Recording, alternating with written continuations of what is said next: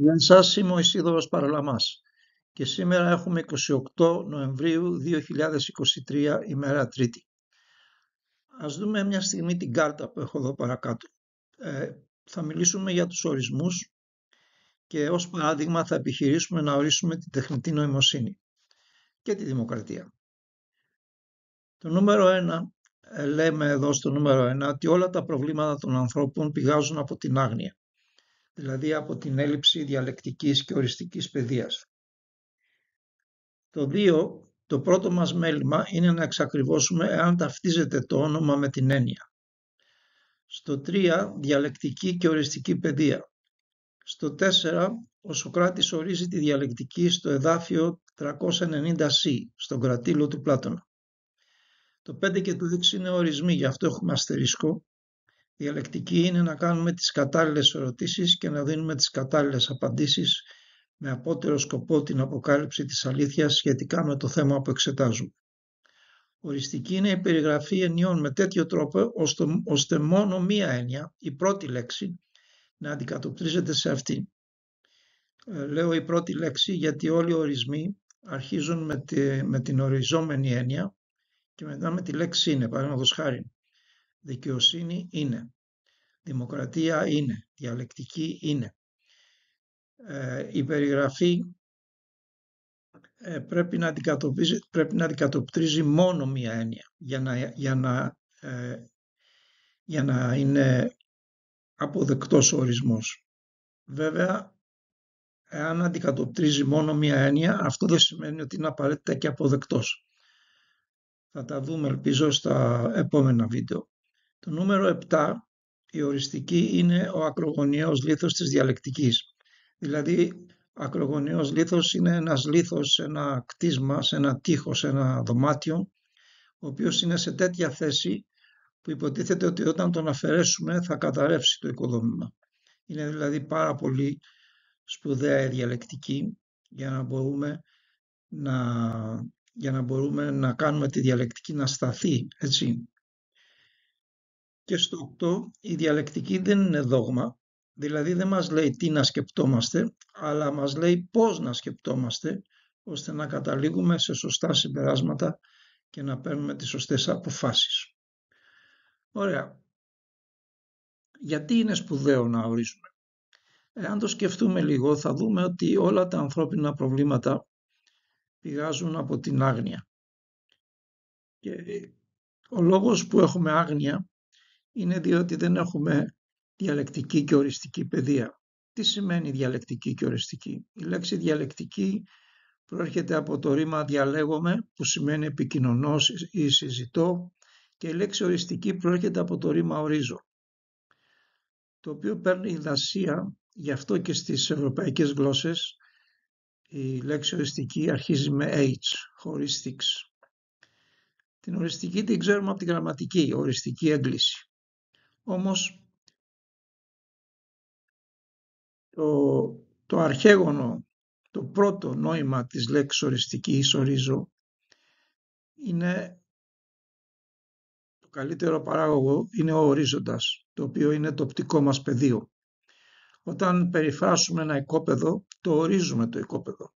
Δηλαδή δείχνουμε τα όρια του. Ό,τι βρίσκεται μετά την περίφραξη δεν είναι το δικό μας οικόπεδο, είναι ένα άλλο οικόπεδο.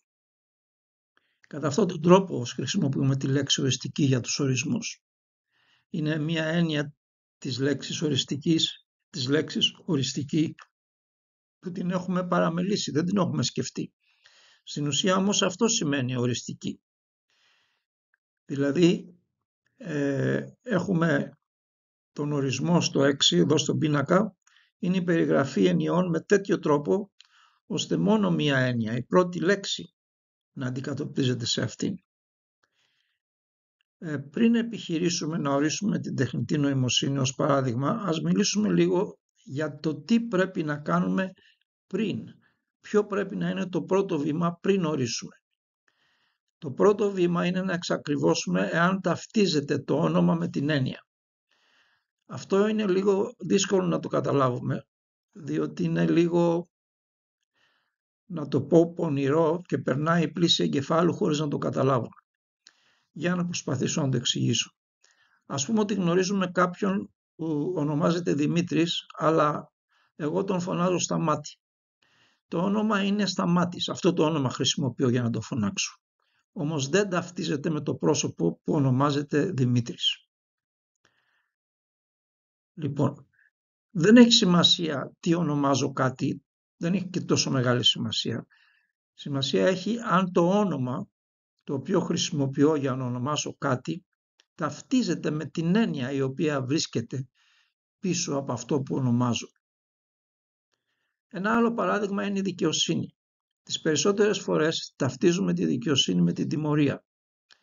Αν δηλαδή κάποιος καταδικαστεί σε 10 χρόνια φυλάκιση, λέμε ότι αποδόθηκε δικαιοσύνη. Το όνομα που χρησιμοποιούμε εδώ είναι η δικαιοσύνη. Όμως η έννοια είναι η τιμωρία.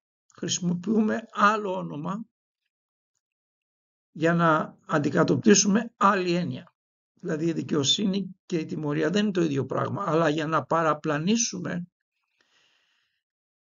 λέμε ότι η τιμωρία είναι δικαιοσύνη. Αποκαλούμε την τιμωρία δικαιοσύνη. Η τιμωρία είναι κάτι αρνητικό και χρησιμοποιούμε ένα θετικό όνομα για να παραπλανήσουμε, για να κάνουμε τον κόσμο να πιστέψει ότι η τιμωρία είναι κάτι καλό. Και αποκαλούμε την τιμωρία δικαιοσύνη. Αλλά το γεγονός ότι αποκαλούμε την τιμωρία δικαιοσύνη δεν σημαίνει ότι η τιμωρία είναι δικαιοσύνη. Παραμένει τιμωρία. Φτάνει να μπορούμε να το δούμε αυτό. Και γι' αυτό είναι σπουδαίος ορισμός, διότι αν ορίσουμε την δικαιοσύνη και την τιμωρία θα δούμε ότι είναι δύο τελείως διαφορετικά πράγματα. Άρα λοιπόν το όνομα που χρησιμοποιούμε για να περιγράψουμε μία έννοια και η έννοια δεν ταυτίζονται. Η δικαιοσύνη δηλαδή και η τιμωρία δεν ταυτίζονται. Το όνομα που χρησιμοποιώ για να περιγράψω την έννοια της τιμωρίας δεν είναι η τιμωρία, αλλά είναι η δικαιοσύνη. Παραπλανώ. Δεν θέλω να αποκαλέσω την τιμωρία γιατί ακούγεται άσχημα και την αποκαλώ δικαιοσύνη γιατί ακούγεται ωραία. Διότι ο άνθρωπος τη δικαιοσύνη την έχει στο μυαλό του σε ένα άλλο επίπεδο, σε ένα υψηλό επίπεδο, ενώ την τιμωρία την έχει σε ένα χαμηλό επίπεδο. Άλλες φορές ταυτίζουμε τη δικαιοσύνη με την εκδίκηση, το οποίο είναι και αυτό λάθος. Η δικαιοσύνη και η εκδίκηση δεν έχουν καμία σχέση. Το πρώτο λοιπόν που πρέπει να κάνουμε πριν αρχίσουμε να ορίζουμε είναι να εξακριβώσουμε αν ταυτίζεται το όνομα με την έννοια. Θα δώσω και ένα άλλο παράδειγμα σχετικά με τον Σοβιετισμό και τον κομμουνισμό. Λέμε ότι ο κομμουνισμός απέτυχε.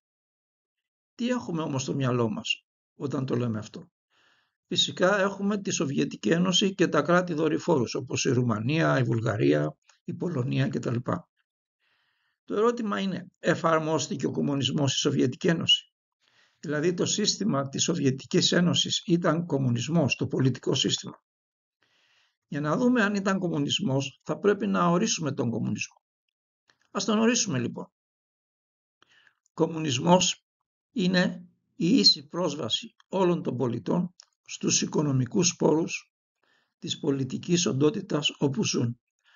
Η πολιτική οντότητα όπου ζουν μπορεί να είναι ένας δήμος, μια πόλη, ένα κράτος, ένας νομός, δεν έχει σημασία. Άρα, επαναλαμβάνω, κομμουνισμός είναι η ίση πρόσβαση όλων των πολιτών στους οικονομικούς πόρους της πολιτικής οντότητας όπου ζουν. Αυτό εφαρμόστηκε στη Σοβιετική Ένωση? Όχι βέβαια, αυτό ποτέ δεν συνέβη. Μόνο ένα μικρό ποσοστό των πολιτών είχαν πρόσβαση στους οικονομικούς πόρους της πολιτικής οντότητας όπου ζούσαν. Η συντριπτική πλειοψηφία του πληθυσμού είχε πολύ περιορισμένη πρόσβαση στους οικονομικούς πόρους της χώρας. Πίναγαν. Άρα δεν είχαμε κομμουνισμό, είχαμε τυραννία, είχαμε κλεπτοκρατία, είχαμε σοβιετισμό, είχαμε σταλινισμό, είχαμε μαρξισμό, είχαμε αλητεία, είχαμε εγκληματοκρατία, όχι όμως κομμουνισμό. Βέβαια, κατ' όνομα μόνο, όχι κατ' ουσίαν, το σύστημα ήταν κομμουνισμός. Και επειδή απέτυχε ο σταλινισμός ο Σοβιετισμός, λένε ότι απέτυχε ο κομμουνισμός. Γιατί? Γιατί θέλουν να ταυτίσουμε τον κομμουνισμό με την αποτυχία. Η αλήθεια είναι ότι ποτέ δεν εφαρμόστηκε ο κομμουνισμός. Ποτέ. Όχι μόνο στη Σοβιετική Ένωση, ποτέ πουθενά έως σήμερα. Απλά διότι σε κανένα πολιτικό σύστημα δεν είχαν όλοι οι πολίτες ίση πρόσβαση στα οικονομικά αγαθά, στους οικονομικούς πόρους. Άρα λοιπόν, όταν θέλουμε να απαξιώσουμε και να αμαυρώσουμε μία έννοια, τη συνδέουμε με κάτι άσχημο, με μια αποτυχία.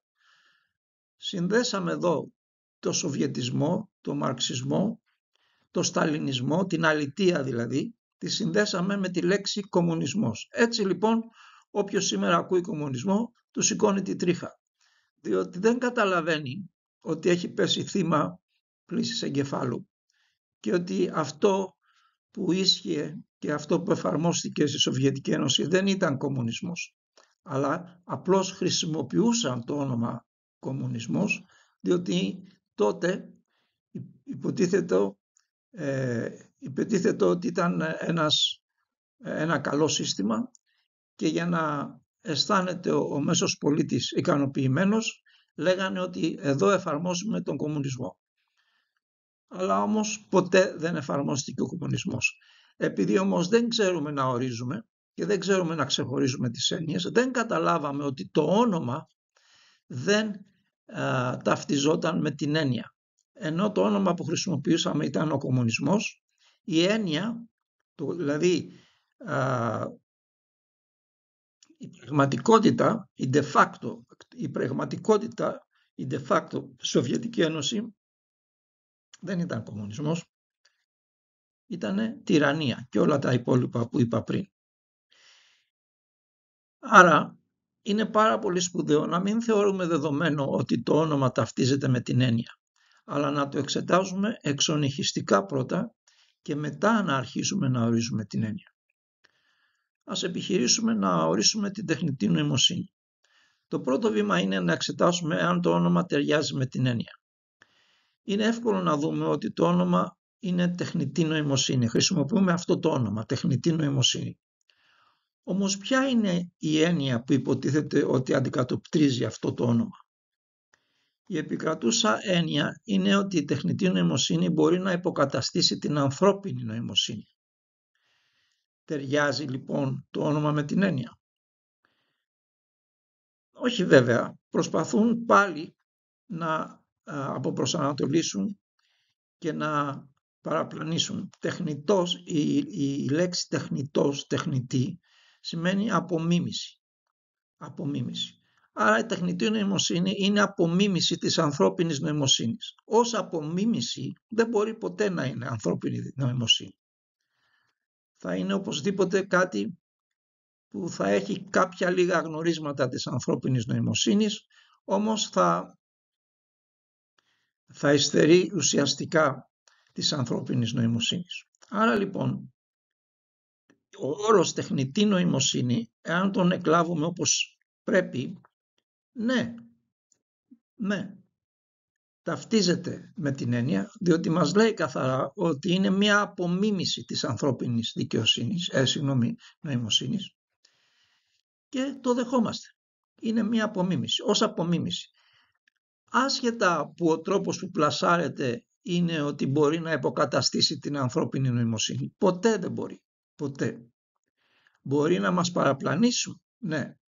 Αλλά πραγματικά να υποκαταστήσει η τεχνητή νοημοσύνη την ανθρώπινη νοημοσύνη δεν είναι δυνατόν, διότι τίποτα, ο άνθρωπος δεν μπορεί να φτιάξει ποτέ ανθρώπινη νοημοσύνη, διότι πρέπει να τη φτιάξει με την νοημοσύνη που έχει, η οποία είναι ανθρώπινη. Και αυτό είναι άτοπο, διότι όταν έχεις την νοημοσύνη, την ανθρώπινη, είναι άτοπο να προσπαθείς να τη φτιάξεις, διότι δεν μπορείς να τη φτιάξεις. Δεν είναι κάτι που έφτιαξε ο άνθρωπος. Η ανθρώπινη νοημοσύνη δεν είναι δημιούργημα ανθρώπινο, είναι δημιούργημα του δημιουργού. Αυτό που λέμε Θεού, έτσι, εγώ τον λέω δημιουργό. Λοιπόν, και δεν μπορείς να το φτιάξεις. Ο άνθρωπος φτιάχνει απομιμήσεις μόνο. Δεν φτιάχνει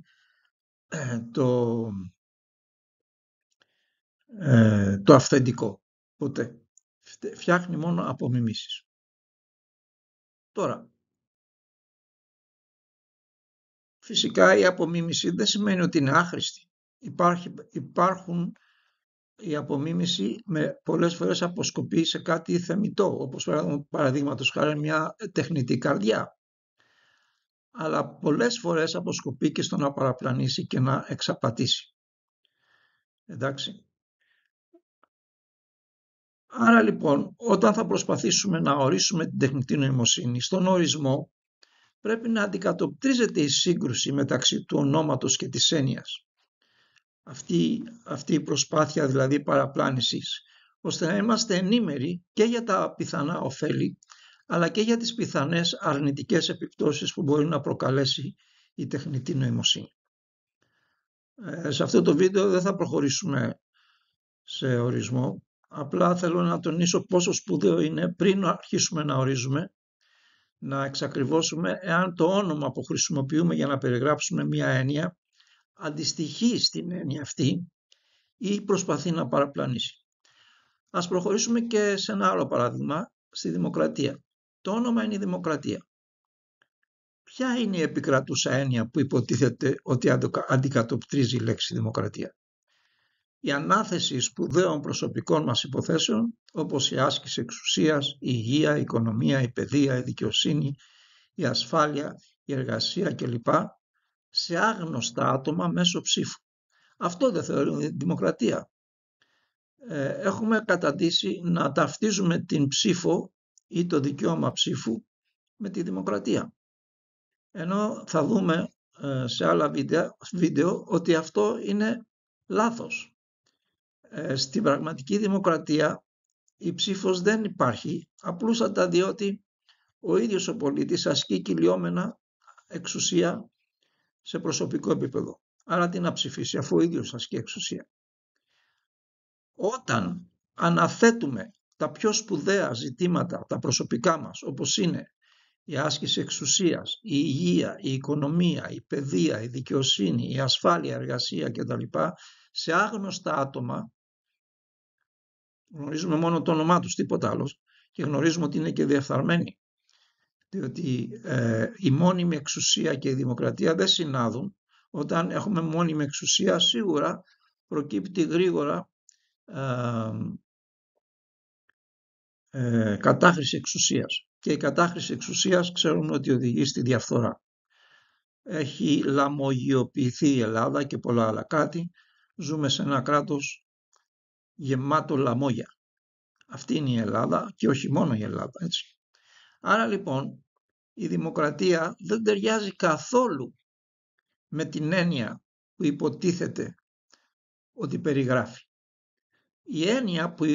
Η έννοια ταιριάζει περισσότερο με το όνομα ολιγαρχία, διότι μέσα από αυτό το σύστημα το ψευτοαντιπροσωπευτικό κατορθώνουν λίγα άτομα να ασκούν εξουσία. Εντάξει, ερήμην της συντριπτικής πλειοψηφίας των πολιτών. Ωραία. Πρέπει τώρα να είναι όλα αυτά ξεκάθαρα στον ορισμό της δημοκρατίας. Στη δημοκρατία ο πολίτης οφείλει να ασκεί εξουσία σε προσωπική κυλιόμενη βάση. Πρέπει να είναι αστυνομικός, νομοθέτης και δικαστής. Πρέπει δηλαδή, ανάλογα με τα δημογραφικά κάθε δήμου, να είναι ορισμένες μέρες το χρόνο αστυνομικός, ορισμένες μέρες το χρόνο νομοθέτης και ορισμένες μέρες το χρόνο δικαστής. Εάν δεν μάθει ο πολίτης να ασκεί εξουσία ο ίδιος, τότε ποτέ δεν θα απαλλαχθούμε από την κατάχρηση εξουσίας και τη διαφθορά.